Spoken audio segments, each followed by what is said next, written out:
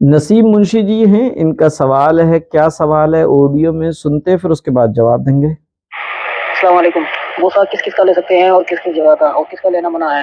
اور دوسرا سوال یہ ہے، جیسے کوئی صاحب حج کر کے یا عمرہ کر کے واپس لوٹ کر آتے ہیں تو وہ اس مقدس جگہ سے لوٹ کے آتے ہیں، اللہ کے گھر میں سجدہ کر کے آتے ہیں، تو کیا ہم ان کی پیشانی کا بوسہ لے سکتے ہیں؟ انہوں نے کہا کہ بوسہ کس کس کا لے سکتے ہیں اور کس کس جگہ کا لے سکتے ہیں، اور حج عمرے سے آنے والے افراد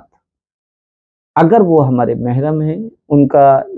بوسہ لے سکتے یا نہیں لے سکتے۔ تو سمجھنا چاہیے کہ اولاد کے لیے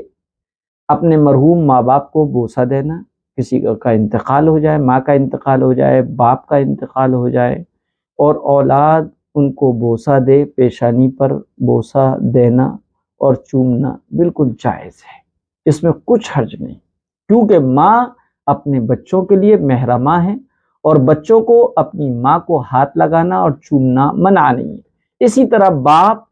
اپنی بچیوں کے محرم ہیں اور بچیوں کو اپنے باپ کو ہاتھ لگانا منع نہیں ہے۔ اسی طرح ماں باپ کو اپنی اولاد کے ساتھ یہ معاملہ کرنا درست ہے، یعنی ماں باپ اپنی اولاد کو ان کی زندگی میں بھی بوسہ دے سکتے ہیں، بعد مرنے کے بھی ان کو بوسہ دے سکتے ہیں۔ اسی طرح مرد کے لیے مرد میت کو اور عورت کے لیے عورت میت کو بوسہ دینا جائز ہے، چاہے وہ اجنبی ہو چاہے غیر اجنبی ہو۔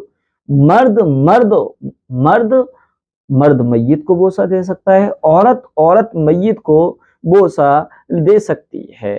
اس میں کوئی حرج نہیں۔ اسی طرح البتہ شوہر کے لیے اپنی مردہ بیوی کو ہاتھ لگانا اور بوسہ دینا جائز نہیں، کیونکہ شوہر کے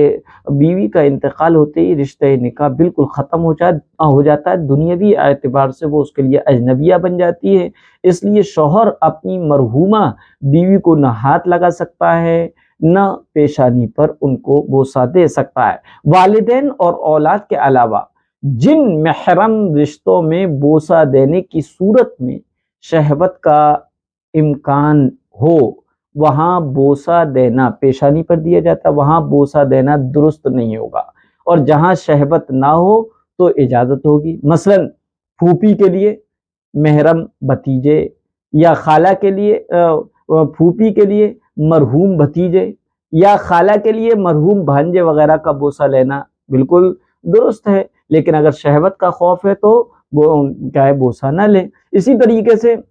میت کو غسل دینے کے بعد محبت اور عقیدت میں میت کو بوسہ دینا بھی جائز ہے، جیسا کہ نبی اکرم صلی اللہ علیہ وسلم نے حضرت عثمان بن مظعون رضی اللہ تعالی عنہ کو بوسہ لیا، اور حضرت ابو بکر صدیق رضی اللہ تعالی عنہ نے نبی اکرم صلی اللہ علیہ وسلم کی وفات پر آپ کے پردہ کٹ جانے پر آپ صلی اللہ علیہ وسلم کی پیشانی کا بوسہ لیا، تو پیشانی کا بوسہ لیا جا سکتا ہے۔ اور اسی طریقے سے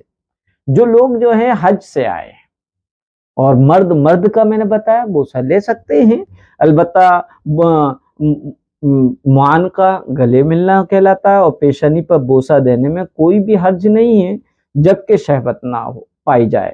اور درمیان میں کپڑا حائل نہ ہو۔ دو شرطیں، شہوت نہ پائی جائے، درمیان میں کپڑا حائل نہ ہو، تو ایسی صورت میں معانقہ بھی جائز اور پیشانی پر بوسہ دینا بھی جائز۔ اور دیگر اعضاء میں پیشانی کو چھوڑ کر دوسرے اور پارٹس آف باڈی میں بوسہ دینا مکروہ ہے، کیونکہ اس میں شہوت کے پیدا ہونے کا امکان ہے۔